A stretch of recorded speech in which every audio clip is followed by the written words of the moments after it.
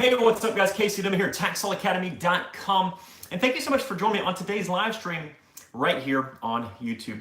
Guys, today we'll be talking about a subject that seems to be very popular amongst beginning tax sale investors.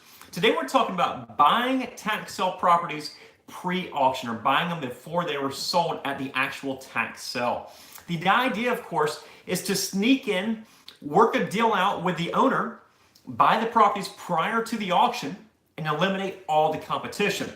And while it might just work, there are certainly some challenges that we're going to be discussing. We're going to talk about some pros and some cons when it comes to pre-auction purchasing. All right, first off, you must understand that a pre-auction purchase is really nothing more than a conventional real estate transaction. You're just buying a tax delinquent property.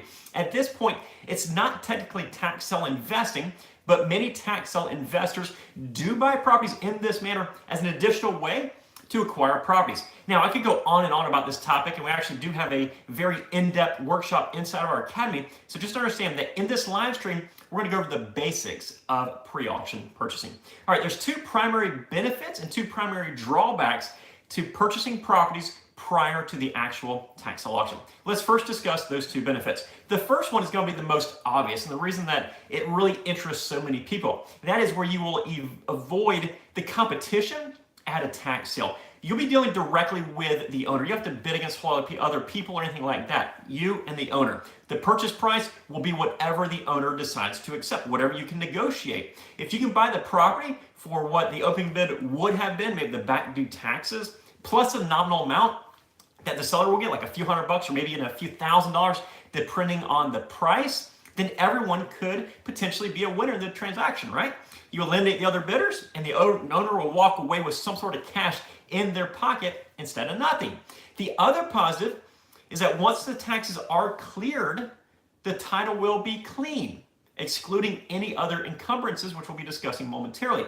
But part of the issue is when a property goes through tax foreclosure and it's sold, because of the tax foreclosure, that creates a cloud on that title. So that chain of title has a cloud on it. That means that title insurance is not typically going to be easy to get, and it will usually require some sort of additional action, like a suit to quiet title or a tax foreclosure certification or something along those lines. This can be time consuming and it can be expensive. Attorneys don't work for cheap, guys. The other option, of course, if you don't want to do that and you buy a tax sale property, is to sell it with that clouded title, but you're certainly going to get less money. So if you buy that property prior to the tax sale auction, then you won't need to worry about those title issues, since you should be getting title insurance when you make that purchase. All right, now let's talk about two other primary drawbacks. First off, guys, most people don't realize how difficult it can be dealing with these owners. In most situations, the addresses that the county has is from many, many years ago, many moves on that owner ago. So it's not as easy as just pulling up the county records, sending a letter off, and then getting a phone call 2 days later. It takes a lot more effort to that. You have to almost be a detective of sorts.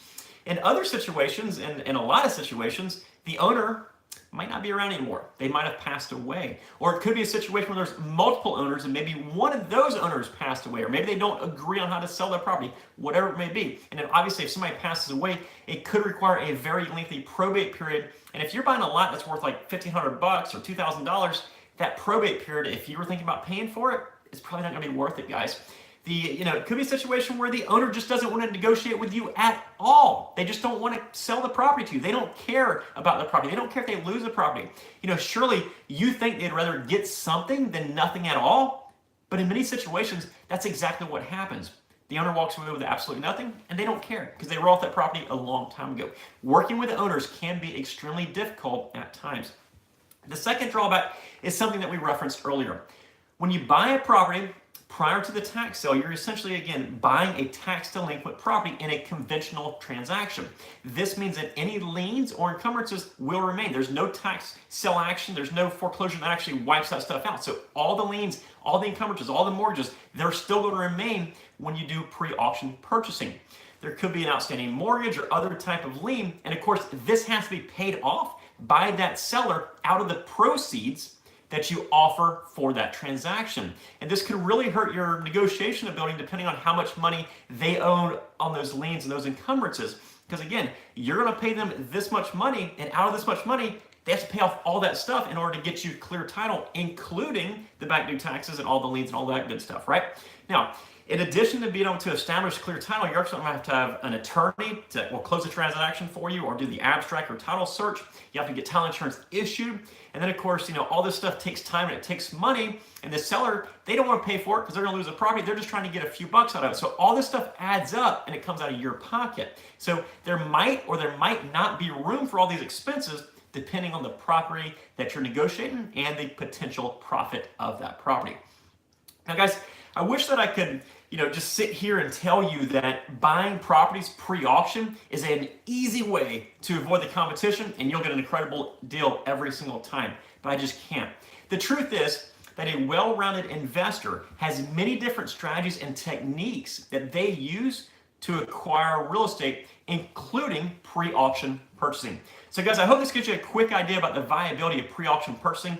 It can really work well in certain situations, but like all investment strategies, it will take time, knowledge, and effort to apply it correctly. Guys, that's it for today's live stream. I see a couple of questions pop up. Let me answer them real quick. It looks like AA says, at Bid for Assets, do you got the deposit if you don't buy home or land? Yeah, you can get really any place you bid. If you put the deposit down and you don't buy something, you can get it back. You might have to sign a letter. It might take 30 days. There are all sorts of different scenarios. I don't remember Bid for Assets the exact way that they do it, but if you don't buy anything, you can always get that deposit back. And Ben says, what's the average cost associated with cash for keys to get the owners to hand over the property? Ben, usually it's a few $100. Yeah, I think the most I paid is like $500 or $600. And that was just because they did a pristine job. They literally swept it out for me and vacuumed it and all that good stuff. But usually $200, $300, $400, somewhere around there. Definitely $500 or less. It's kind of just a gut feeling. A lot of times they'll be happy with whatever you're offering to give them. If they know that the alternative is they're going to get kicked out of the property and they won't have, they won't get anything for it. They're going to be forced out of the property by the sheriff's office or whatever else. Say, hey, this is the alternative, but I'll give you X amount of dollars to get out. They'll be happy just to receive something. But what I do, because I think if you approach it in a very kind of very pleasant manner, you say, listen, here's a few $100 to help get you on your way, help go towards an apartment or whatever you want to do. They're very appreciative usually. And again, that money goes a long ways, guys. It certainly saves a lot of money from busted up windows, burned out houses, and that kind of stuff. So just a few $100 typically, like set up to $500 or $600 if they do an immaculate cleaning job and you kind of feel bad or whatever it does. So yeah, guys, I guess all the questions I've got for you today. Guys, if you enjoy these live streams, please let us know by subscribing to our channel and clicking that thumbs up button. It'll definitely help us. Yeah, absolutely. You're welcome, Ben. And AA, you're welcome as well. Guys, it'll definitely help us to continue making these videos for you. And as always, if you have any feedback or suggestions on future videos, let us know so we're able to serve you the absolute best that we can. And then like always, guys, these live streams are kind of just the tip of the iceberg as far as the information, the training that we offer. If you like more advanced stuff, head on over to taxsaleacademy.com. Again, that's taxsaleacademy.com. You can grab my book right here, Tax Sale Playbook. The book is free, just cover shipping, and we'll get it shipped out to you. Hey, have a great weekend, guys. Take care. Bye-bye.